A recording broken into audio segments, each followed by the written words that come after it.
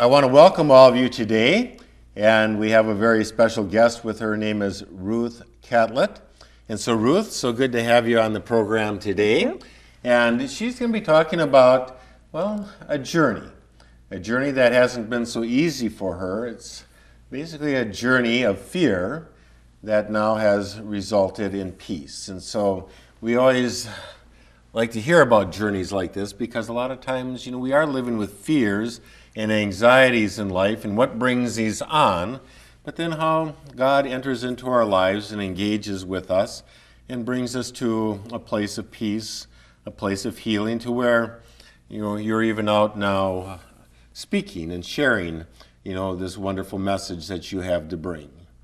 And so when we think about fear, right away, fears. Lots of people have fears. Mm-hmm. Sometimes they are a result of something that really isn't something that is really necessary, like, a fear of, like a snake. Mm-hmm. How much should we really fear a snake? I guess the more that we learn about snakes, the less that we fear them, even though it's just like, oh yeah, just stay over there, snake. Right.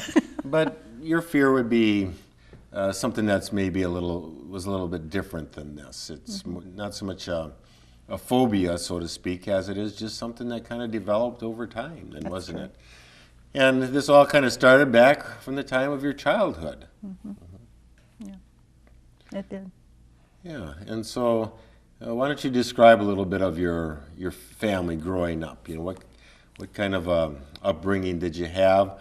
As far as well, if I understand right, that your father was a man who was a soldier. He was a commander or military personnel, and growing up in a military family. And there's something that maybe sounds kind of exciting about this. I've known military families, but one of the things I do know is that they are moving around a lot. Yeah. Well, basically, Dad was he was an Army career officer, and he went into World War II. He was commissioned as an officer during the war. And so when he came, after the war, he came back to the States, and we started moving around. We were with Dad a lot, which was good as far as presenting a family. But of course, we lived in Germany, and I got to speak German, and then when we came back, from Army post to Army post, you could basically say I was an Army brat, so I basically start my talk. I was an Army brat for 18 years of my life.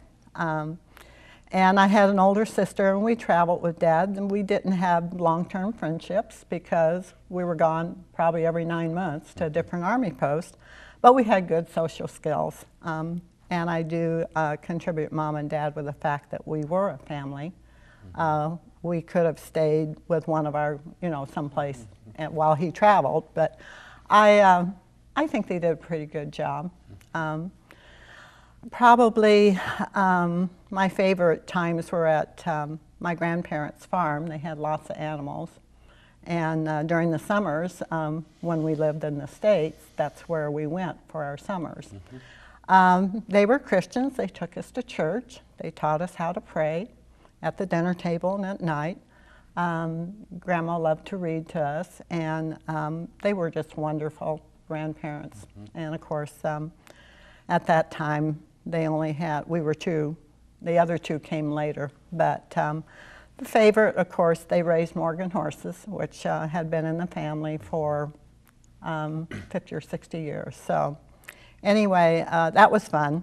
A lot of times, Grandpa would say, if you want to catch them, you have to go out in the pasture and get them. And so we'd go out there, but if they saw a hint of a rope or halter, they'd run away. So they were smarter than we were. Sometimes it'd take us an hour or more to catch them, and sometimes we never caught them. And about how many of these horses did they have? Grandpa had about 50 to 60 running in the pasture south of the house. Wow, so they really did have a lot of horses. Yes, they raised and actually helped establish the breed in America, my family did. Wow. So there was a lot of horse history there, but that was a fun time for us, And it was also stability. I still review the old place. The house is still there. It's falling apart because it was built in 1827. But it's still home base in my mind. It's home base. because we moved so much. And then in the fall, we would, our parents would either come get us or Grandma and Grandpa would put us on a train and take us to them. So for about 10 years, I spent my summers with my sister there at the family farm. And that's where a lot of the, we'd go to church every Sunday, a little country church, and all the farmers, they were all farmers. And some of our relatives were there, but we learned about Jesus. I knew who Jesus was. And I actually thought I was a Christian because I went to church and I had grandparents who were Christians. So they taught you how to be a good person, and you were a Christian in my mind. But I don't remember them ever giving a salvation message.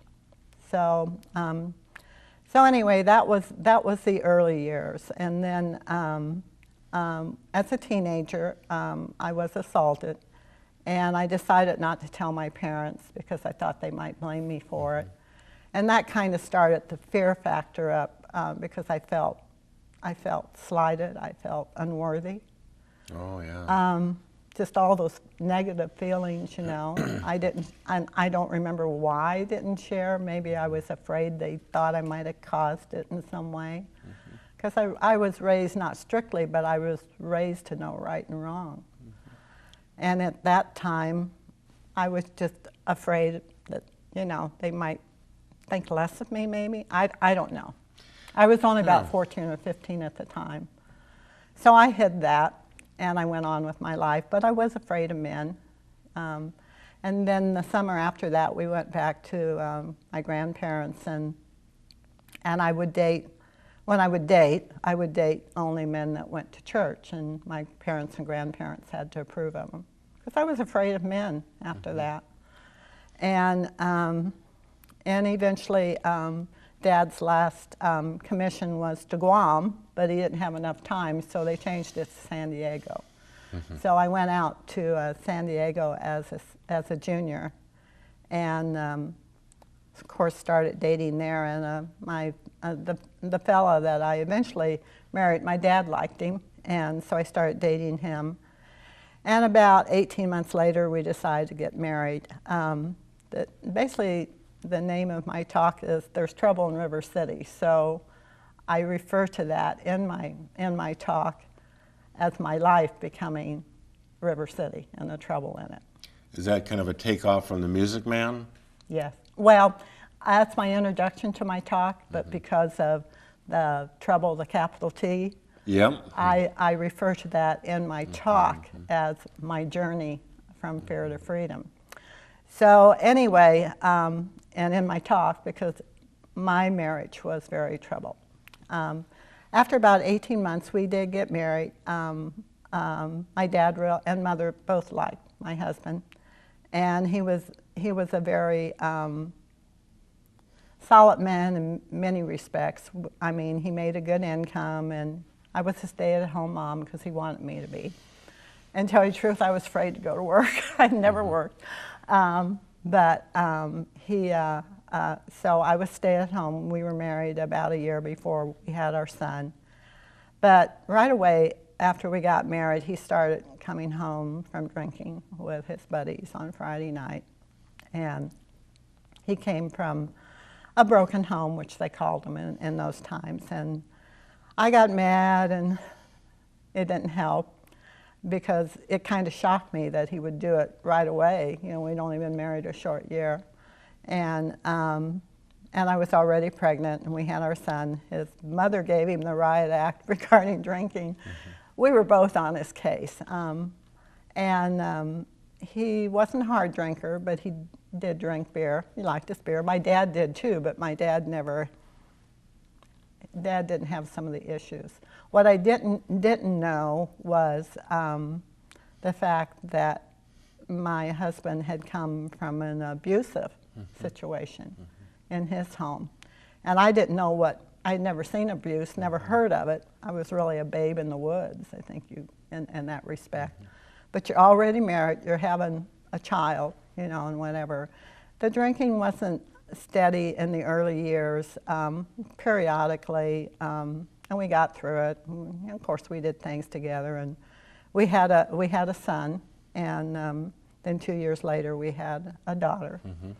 And then, you know, I think we were married about 8 or 9 years, and then an old girlfriend of my husband came back to town, and I had met her before and whatever, and then Jim, my husband, didn't come home one night, and I thought, what's going on here? So I talked to his mom, and when he did come home, of course, I confronted him, and he said they didn't do anything wrong, but I guess they were talking or whatever. They went through high school together and whatever. So, but our marriage had changed.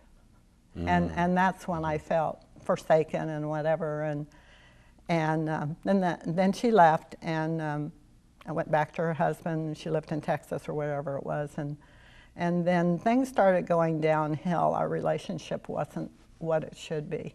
And I really got afraid that we weren't going to make our marriage work. We had 2 kids, and he was a good provider. He never not brought home the paycheck or anything like that.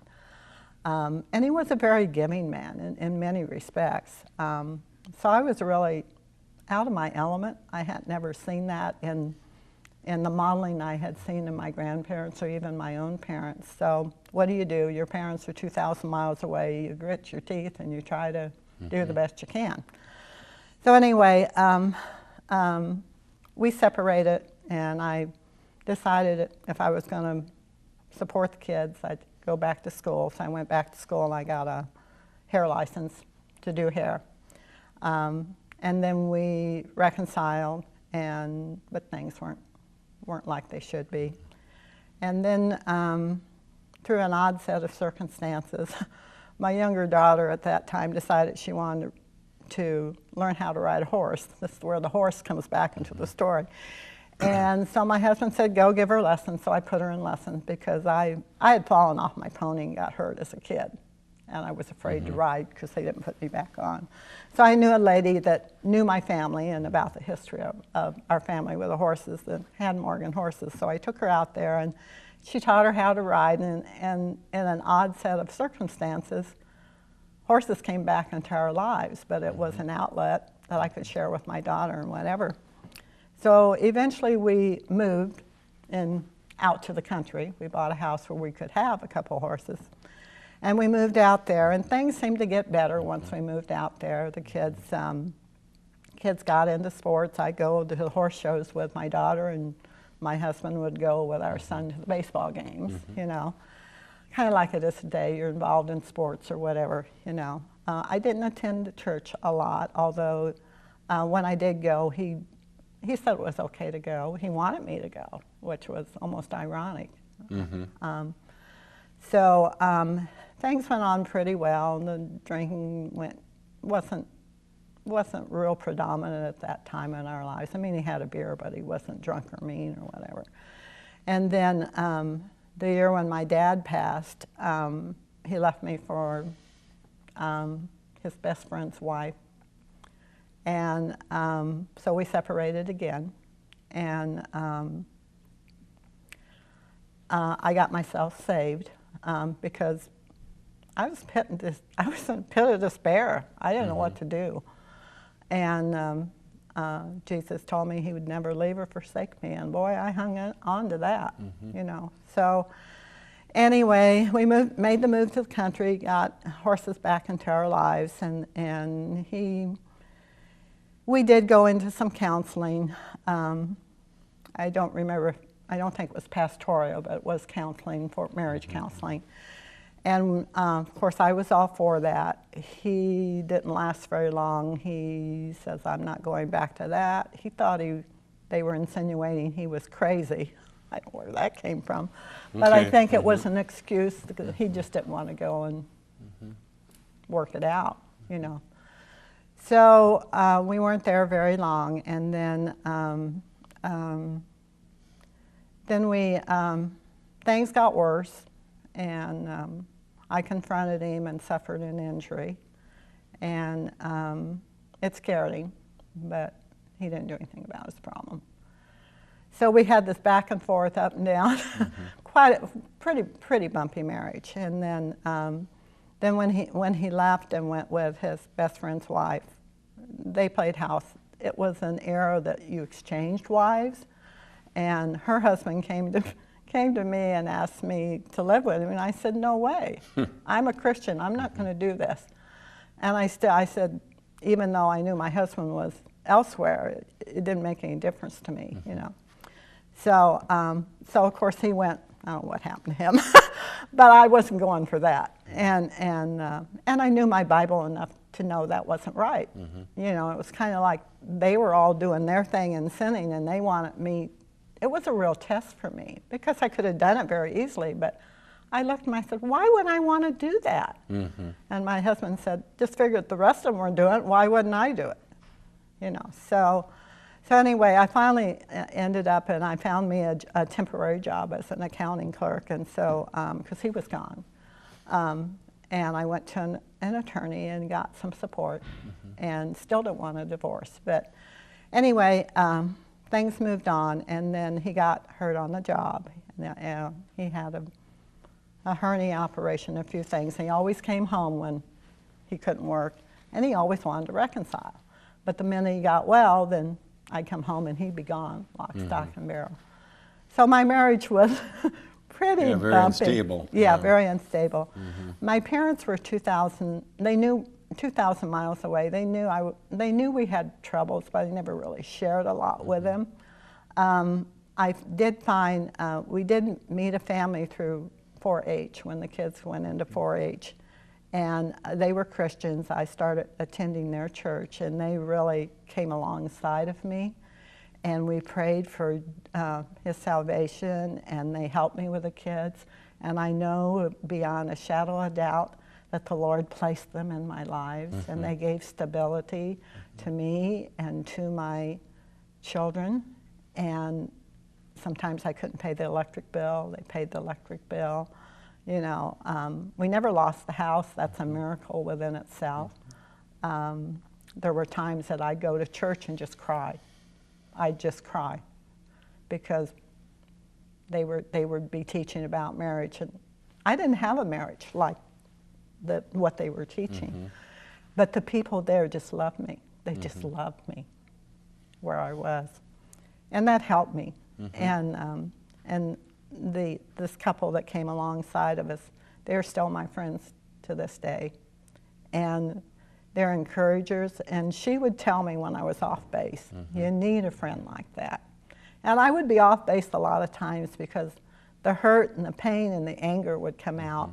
And at times I'd tell the kids, and this was totally wrong, what a rotten husband and father.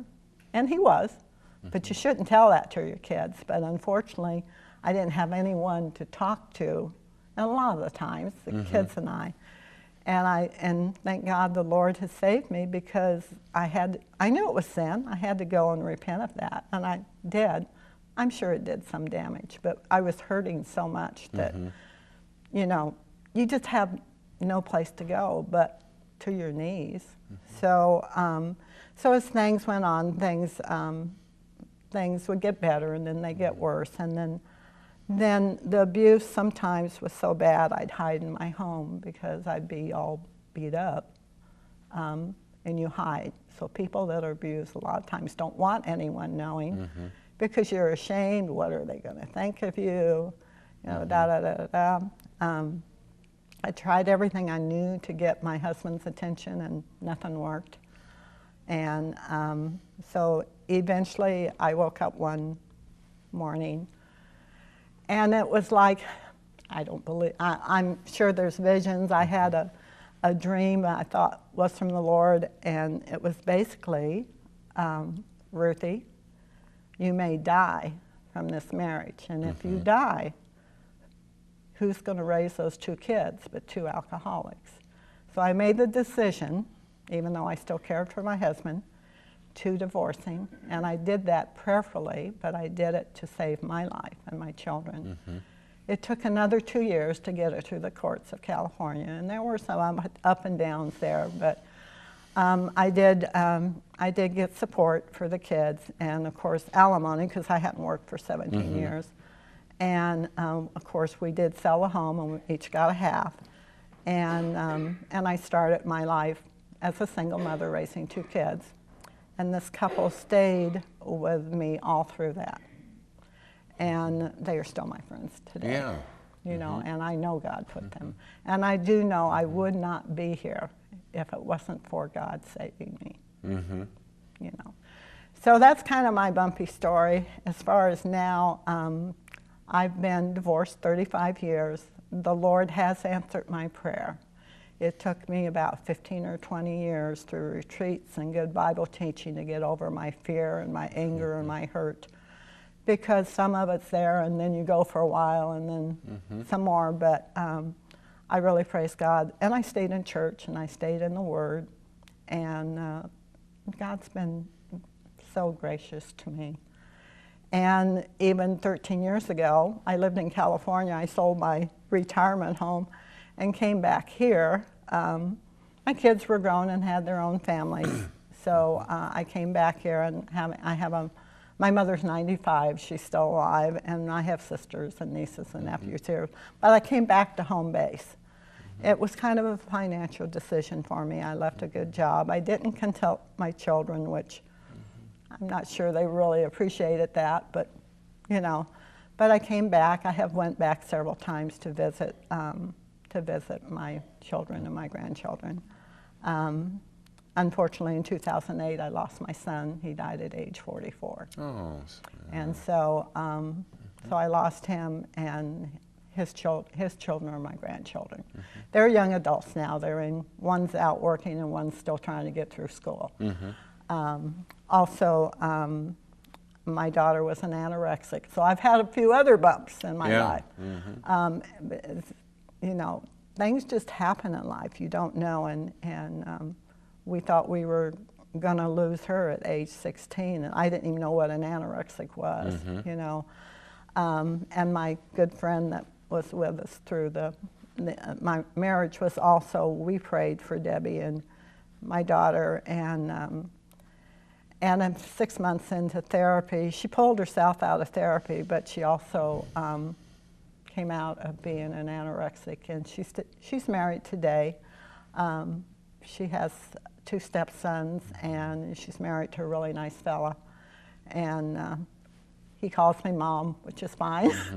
And she's a high school math teacher, and she loves what she does. And she does a lot of things with kids. She doesn't have any children of her own, but she's really great to the kids she teaches. She's been a teacher for over 20 years. So I saw that gift as a young woman, and she found it when she was going to school. She put herself through school by waiting on tables. She owed no one anything when she got done with her college, and I'm very proud of the fact she did that. Losing my son was, I had seen him 6 weeks before. We had went to the high school graduation of his daughter, which is my granddaughter. And when he died in August 6, 2008, I had seen him about 6 weeks before. We just talked on the phone. He basically went to work, came home, and went to bed and died in his sleep. Wow. And if he had any heart issues, he didn't share them, but he worked very hard. His wife didn't work. They agreed to that, and that was fine. I really think the stress of his job was a lot of it. They said he was overweight, but he wasn't that much overweight. But he had hardening of the arteries. Oh, yeah. So besides a bumpy marriage, I've lost a son. But then again, we've had a few victories too. But you know, God is so faithful. He really is. And he's so good to us. We could just sit down and thank each day how good he is to us. Now, who would have thought that I would become a speaker? I would have never thought that. And actually about 30 years ago, a lady I went to church with said, "Ruthie, you need to share this story." And I looked at her and said, "No way. No one wants to hear this story." But I was thinking the worldly way, you know. I wasn't thinking what God could do. So about 2.5 years ago, they had for new speakers, and I didn't know if I wanted to be a new speaker, but I went, and I started writing my story. It'd be 3 years in January. Went through 4 revisions. I thought I'd never get it done, and finally, a year and a half ago, I went and spoke. Was really nervous, but got approved, and I've been blessed, and I hope that my story will help people that are still going through a similar situation. Because when you do, you hide, like I did.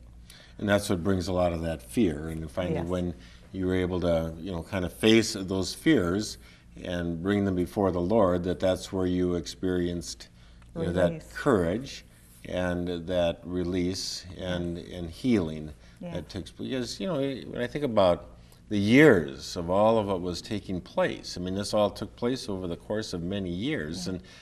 And so it's like you can't just heal overnight, but rather it's something that, takes time to heal. And, how unfortunate a lot of these things are, but, and you were trying to be faithful in all of what you believed in your heart, even with your husband, but it gets to that point where, and God speaks to us in our dreams, saying, Ruth, if a decision isn't made here pretty soon. Well, he gave me a choice, this or this. What are you going to go? Yeah, well, it's just, Yeah. how many chances did you give him, or how much patience you had with him until finally the Lord is just saying, this is not going to change. He's not going to be repenting of this, and unless you change or make a decision, then you won't be with us here. Yeah. And so you made a bold choice, and that brought freedom and release. And so today you've been healing, and you're now out speaking, and God bless you, because I know that through your ministry now, God is using you as an instrument of healing for so many people who are going through some very difficult times. Yeah. Well, this is Ruth Catlett, and we just want to thank you so much for being on our program today and for sharing your story. Your story of fear, but then how God brought you to a place of release, freedom, and now healing. Yes. Well, God bless all of you, and thank you for joining us this day.